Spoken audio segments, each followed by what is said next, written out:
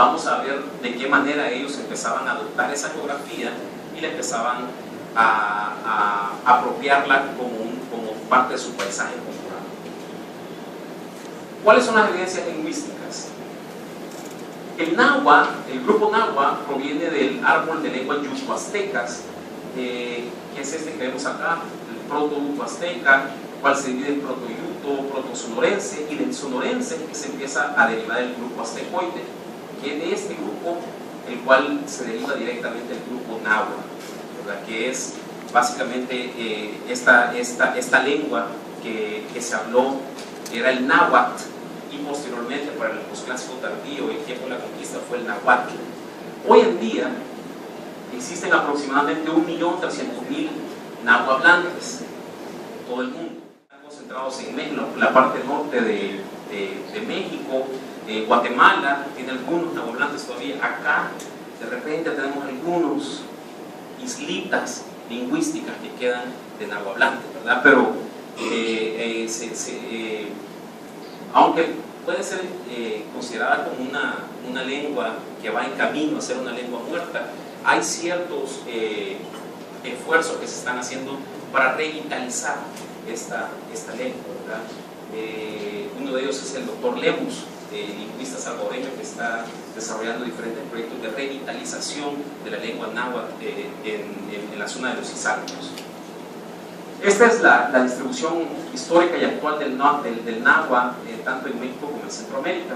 Vean, nosotros acá, en la parte occidental, formamos parte de los dos momentos, ¿verdad? La distribución histórica y la distribución actual de esta lengua.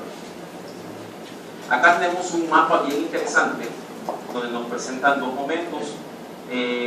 Antes de 1521 es lo que vemos en amarillo. Para mí, durante 1521 lo que vemos en naranja, y en color rojo los actuales nahuatlantes. Vean cómo nosotros como territorio compartimos los tres momentos. Lo interesante de la propuesta que hace Kaufman y Gunnar Hanger es que dicen, vean, el grupo nahuatlano, que pudo haber sido un proto-náhuatl, fue hablado en esas diferentes zonas, y obviamente El Salvador posee estos tres momentos, ¿verdad? Entonces tenemos una evidencia lingüística de que sí hubo presencia náhuatl en lo que hoy conocemos como la parte occidental de El Salvador. Terence Kaufman hace ¿cómo se llama? Un resumen de los diferentes momentos del náhuatl, y destacan dos momentos. Él dice que cerca del 800 al 900 después de Cristo, el náhuatl septentrional coloniza el centro y sur de la costa del Golfo como náhuatl oriental o pipil, que era como se le conocía a esta lengua. Y él plantea que ya para cerca del 900 el pipil deja la costa del Golfo, en este punto que vemos acá, y se establecen colonias en Chiapas, Guatemala y El Salvador. Ya para el 900 el náhuatl constituía una lengua franca, la lengua con la cual se estaba comercializando con diferentes grupos. Pueden ser grupos xincas, grupos mayas, que habían quedado luego del clásico colapso maya. Era la lengua franca con la cual se comercializaba y se desarrollaban diferentes prácticas culturales en el occidente de El Salvador. También tenemos la evidencia de fuentes etnohistóricas que nos hablan de los pipiles. Hay cantidad de fuentes etnohistóricas, ¿verdad? Podemos hablar de las fuentes indígenas, podemos hablar de la historia tolteca chichimeca, los anales de Cuautitlan, el famoso manuscrito pipil que sabemos que existe pero está perdido, ¿verdad? Quién sabe en qué legajo, en el archivo de Indias, quién sabe dónde está, ¿verdad? Esa es una parte de las fuentes indígenas, los anales de los cachiqueles, el Popol Vuh, por supuesto. Tenemos también algunas fuentes de conquistadores, Pedro Alvarado, Fernán Díaz del Castillo, Fernando Cortés, de los cronistas también que nos hablan de los pipiles. Tenemos toda esta cantidad, ¿verdad? Toribio de Benavente, el famoso Motolinía, como se le conocía, Juan de Torquemada, Francisco de Bobadilla, y diferentes informes administrativos que hablan de estos grupos, dónde estaban ubicados, que hablaban el náhuatl, cuáles eran sus prácticas culturales, etc. Esta es otra fuente fiable que son estos grupos. Luego nos vamos a las evidencias arqueológicas. ¿Qué sabemos desde la arqueología acerca de los pipiles? Existen diferentes historias y códices, que los códices eran básicamente los antiguos libros que utilizaban estos grupos mesoamericanos y pintaban sobre la corteza de amate, ¿verdad? Que era el papel que ellos utilizaban, y sobre esta corteza de amate escribían y contaban su historia. Entonces algunos códices nos hablan de estas migraciones. Por ejemplo, el códice Moturini, o Tira de la Peregrinación, como se le conoce popularmente, nos habla, y vean aquí estos dibujos, ¿no?, de personas migrando, dejando sus huellas. Y este es un cactus bien interesante, porque es un cactus que solamente se da en los ¿cómo se llama?, en los desiertos de la parte norte de lo que hoy conocemos Estados Unidos. Es un cactus muy particular que solo se da en esa zona. Y ven que tiene algunos cuerpos arriba. Este cactus también fue utilizado para sacrificio humano. Lo interesante es que este códice nos está haciendo referencia de estos movimientos migratorios, ¿verdad?, que se estaban dando, que venían desde esta zona mitológica de los antiguos desiertos. Y por supuesto, en la historia tolteca chichimeca se habla de este lugar mitológico de Chicomostoc, que era el lugar de origen de los chichimecas, ¿verdad? Este lugar mitológico, ¿verdad?, de las famosas 7 cuevas que estaban migrando, o donde provienen estos grupos chichimecas y los grupos nahuas posteriormente. ¿Qué otra evidencia tenemos? Una evidencia muy interesante es el arribo de grupos de habla náhuatl en el centro de México, ¿verdad?, que venían desde las zonas desérticas del norte, llegan al altiplano aproximadamente al 500 después de Cristo, tal vez, o hay unos investigadores que lo están poniendo incluso antes, para el 300, ¿verdad? Pero eso todavía está por discutirse. Los lingüistas Sergio Gómez y Timothy King desarrollaron un proyecto en Teotihuacán y descubren una escritura glífica en el conjunto de la Vendilla, Plaza de los Glifos. Descubren estos glifos que no tenían nada que ver con Teotihuacán ni nada que ver con los glifos mayas, ¿verdad? Tienen una línea de estos logogramas muy particulares, y resulta que es una iconografía que muy probablemente se trate de una iconografía náhuatl, y ha sido asociada con cierta similitud a la iconografía mixteca Puebla. Probablemente se trate de un lenguaje proto-náhuatl, antes de lo que luego llegaría a ser como la lengua de náhuatl en general. Y eso se ubica para el 300 o 400 después de Cristo. Este es un mapa de la época de la conquista, es un mapa de El Salvador. Esta línea que vemos acá es el río Lempa, este que vemos acá, este es el río Paz.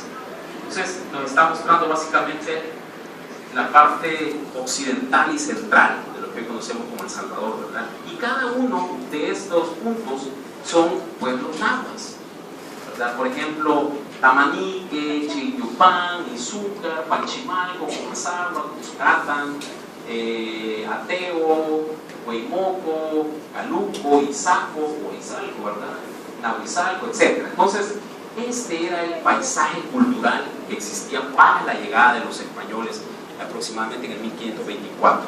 Obviamente estaba básicamente alfombrado por pueblos nahuas, pueblos que hablaban el náhuatl, pueblos tepiles, para 1524. Eso significa que obviamente antes de la llegada de los españoles tuvo que haber existido actividad